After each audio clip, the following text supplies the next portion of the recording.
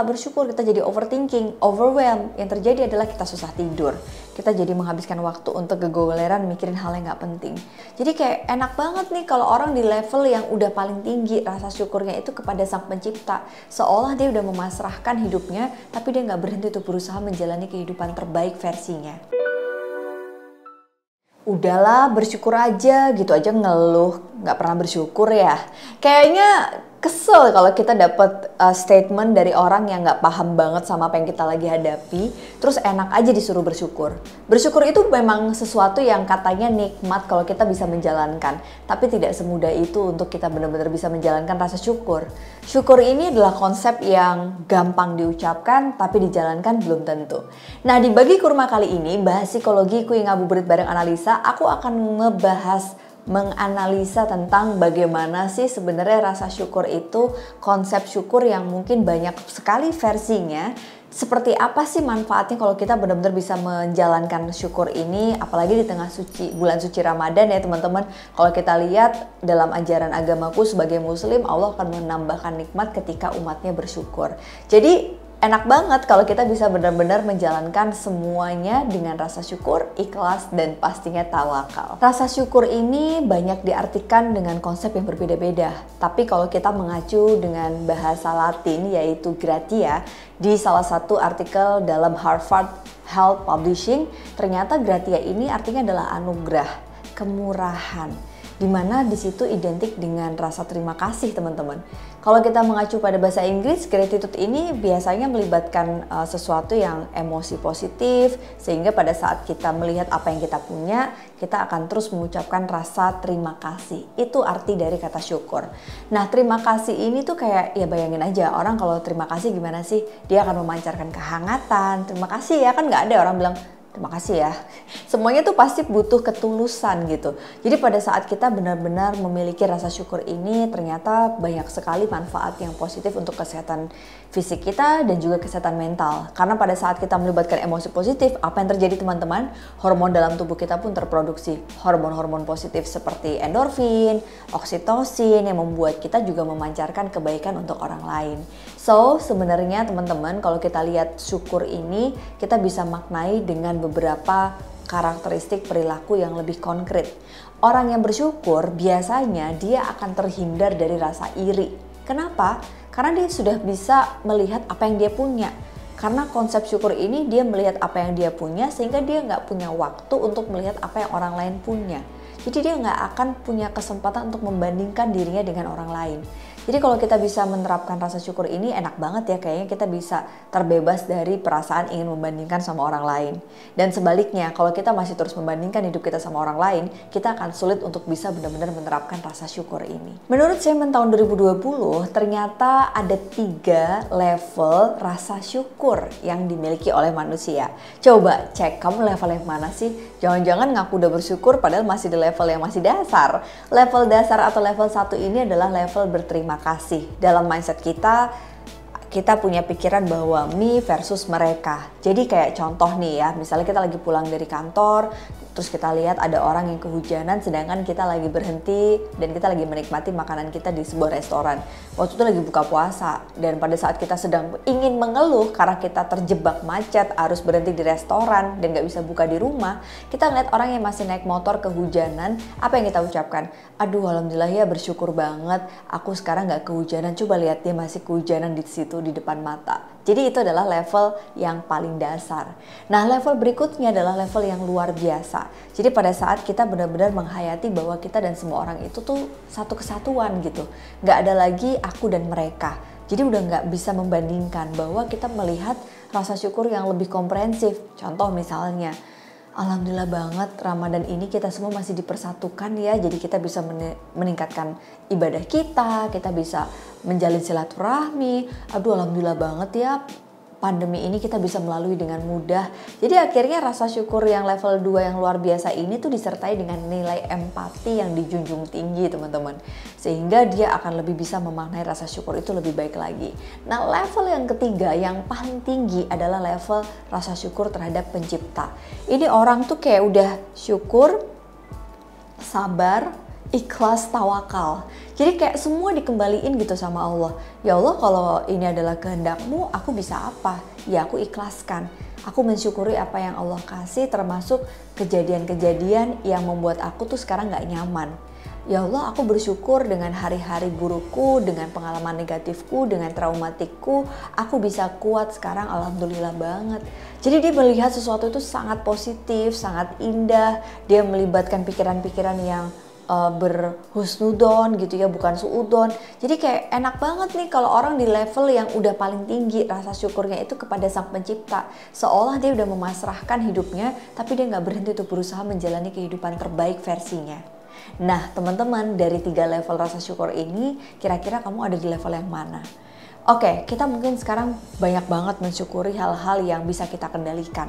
Tapi pertanyaannya, pada saat kita nggak bisa mengendalikan hal-hal itu, apa yang harus kita lakukan? Coba nih teman-teman, aku punya satu jurus yang ini paling gampang, yang biasanya aku lakukan kalau aku lagi emosi negatif itu datang, perasaan negatif itu muncul, emosi yang tidak menyenangkan itu hadir, yang aku lakukan adalah tersenyum. Jadi dengan tersenyum itu ternyata membuat aku tuh jadi lebih merasa nyaman sama diriku. Dalam situasi chaos sekalipun, kalau kita lagi dalam rasa syukur, biasanya senyum ini akan membantu. Walaupun mungkin pengen marah gitu kan, pengen kesel, pengen kayak ngamuk, overwhelmed. Tapi dengan sambil senyum, sambil ambil nafas, tarik nafas dalam-dalam, hembuskan. Ternyata dengan tersenyum itu juga didukung oleh penelitian bahwa pada saat tersenyum, otak kita itu sedang mengirimkan sebuah sinyal. Jadi hipotalamus kita mengirimkan hipofisis yang itu sangat bagus untuk membuat kita jadi lebih sehat secara fisik teman-teman. Secara psikologis kita juga lebih happy. Jadi apalagi sih yang perlu diragukan kalau kita sekarang lagi pusing, terus ada orang yang bilang, udah bersyukur aja. Apa yang perlu kita lakukan nih? Apalagi besok lebaran ya, mungkin banyak yang nanya pertanyaan-pertanyaan yang kita nggak siap. Terus teman-teman tiba-tiba kepikiran kayak, aduh aku belum ini, aku belum itu, dan rasanya jauh dari rasa syukur. Senyumin aja. Nah senyumin ini, mungkin ada beberapa orang yang concern dengan senyumnya karena nggak pede. Aku tuh pengen cerita nih, apalagi kerjaan aku tuh kan banyak banget berhubungan dengan ini ya, komunikasi. Jadi bikin YouTube, aku ngajar, aku konseling. Gak mungkin kalau aku gak pakai smiling face ketika berprofesi sebagai psikolog, berprofesi sebagai content creator, dan juga trainer. Nah, smiling face ini tuh butuh benar-benar ketulusan kita untuk bisa tersenyum dengan happy gitu. Jadi gak cuma sekedar, tapi harus benar-benar ngomong sambil senyum. Smiling face akan membuat suaramu menjadi smiling voice juga, jadi lebih enak. Tapi aku sempat ngalamin ketidakpercayaan diri juga kok ternyata pada saat dulu aku kan pasang kawat tuh lumayan lama ya teman-teman. Jadi waktu kuliah aku tuh sempat pasang kawat gigi sekitar 3-4 tahun. Ternyata di atas umur 30 kemarin aku tuh merasa bahwa gigiku yang dulu pernah dikawat tuh bergeser. Nah akhirnya aku ke dokter gigi dan disarankan bukan pakai kawat gigi lagi, tapi pakai salah satu inovasi terbaru mereka yaitu Klar Aligner.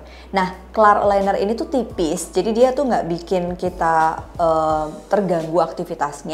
Dan yang bikin aku suka adalah itu tuh bisa dicopot kalau kita mau lepas waktu kita lagi makan, kita bersihin, nanti dipakai lagi. Terus kalau lagi tidur, mungkin kita lagi ngerasa nyaman untuk membersihkan dulu, itu bisa dilepas, waktu tidur dipakai lagi. Kalau aku lagi harus ngomong yang lumayan cukup membuatku agak nyaman kalau aku nggak pakai Klar, itu juga bisa dilepas. Jadi sefleksibel itu gitu. Jadi Klar ini menciptakan Klar Aligner, yaitu inovasi baru merapikan gigi tanpa behel yang emang udah terbukti nyaman dan juga cepat. Aku tuh beneran ngerasain banget kemarin waktu pakai ini, emang direkomendasikan sama dokter gigiku, dan ternyata Klar juga direkomendasikan oleh para ortodonti sehingga akhirnya dipercaya oleh ribuan pasien di Indonesia. Konon katanya treatment plan Klar Aligner ini tuh didesain khusus oleh ortodonti yang berpengalaman dengan teknologi AI. Wow, sangat kekinian ya.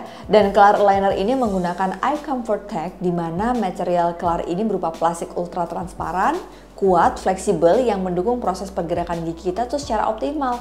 Jadi aku gak kerasa ternyata waktu aku pakai Klar Aligner ini emang gigi aku tuh bergerak, tapi nggak semenyakitkan waktu aku pakai kawat gigi dulu gitu. Walaupun ini harus konsultasi ke dokter gigi terdekat kamu ya.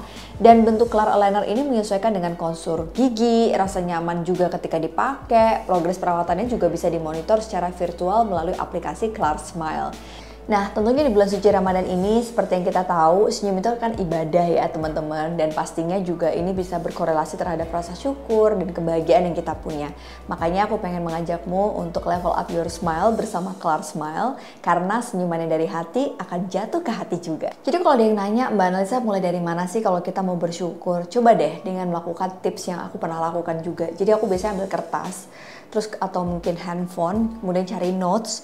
Aku menuliskan apa yang udah aku punya di list gitu. Tiba-tiba ingat apa yang aku keluhkan karena aku nggak punya sesuatu, aku jadi lebih fokus kepada apa yang aku miliki. Nah ini ternyata sesuai sama jurnal. Kalau kita meluangkan waktu 5 menit sehari untuk menuliskan apa yang sudah kita miliki dalam hidup, meningkatkan rasa syukur kita dengan cara itu, bisa meningkatkan kebahagiaan jangka panjang hampir lebih dari 10%. Bahkan Seligman juga mengatakan kalau kita fokus terhadap apa yang kita miliki, emosi negatif itu akan semakin lebih sedikit dibandingkan emosi positif. Karena ketika kita ingat apa yang udah kita punya, yang terlibat adalah emosi-emosi yang menyenangkan kan. Kayak jadi rasa syukur itu bisa meningkat juga. So, kalau kita lihat rasa syukur apalagi dengan senyuman tadi itu bisa sangat bermanfaat untuk kesehatan mental kita. Ini berkorelasi juga dengan kesehatan fisik. Karena apa? Karena banyak sekali literatur di psikologi yang dituliskan bahwa kalau semakin orang itu banyak bersyukur, dia memiliki kesehatan yang jadi lebih positif karena dia memanfaatkan waktu untuk olahraga, dia lebih menyayangi hidupnya, dia lebih menyayangi tubuhnya, dia juga bisa memiliki pola tidur yang lebih baik. Tapi kalau kita nggak bersyukur, kita jadi overthinking, overwhelmed. Yang terjadi adalah kita susah tidur. Kita jadi menghabiskan waktu untuk kegoleran mikirin hal yang nggak penting. Tapi kalau mereka yang mensyukuri hidup mereka, mereka jadi lebih positif dan lebih produktif teman-teman. Walaupun mungkin kerjaannya banyak, tapi mereka jadi lebih positif memandang semua pekerjaan itu. Akibatnya tekanan darah mereka mungkin juga jadi lebih normal, terus kemudian mereka juga menjadi lebih sehat secara fisik. Nah, yang paling penting lagi nih, kalau tadi aku sampaikan kesehatan mental dan fisik, ternyata ada sebuah penelitian dilakukan secara longitudinal beberapa dekade ya, bahwa rasa syukur ini tidak hanya membuatmu lebih bahagia secara mental, tidak membuatmu lebih sehat secara fisik, tapi membuat lingkungan sosialmu tuh lebih baik. Karena apa? Pada saat kita bersyukur, emosi yang kita tularkan kepada orang lain adalah emosi positif. Kita tersenyum aja, orang lain akan tersenyum balik sama kita.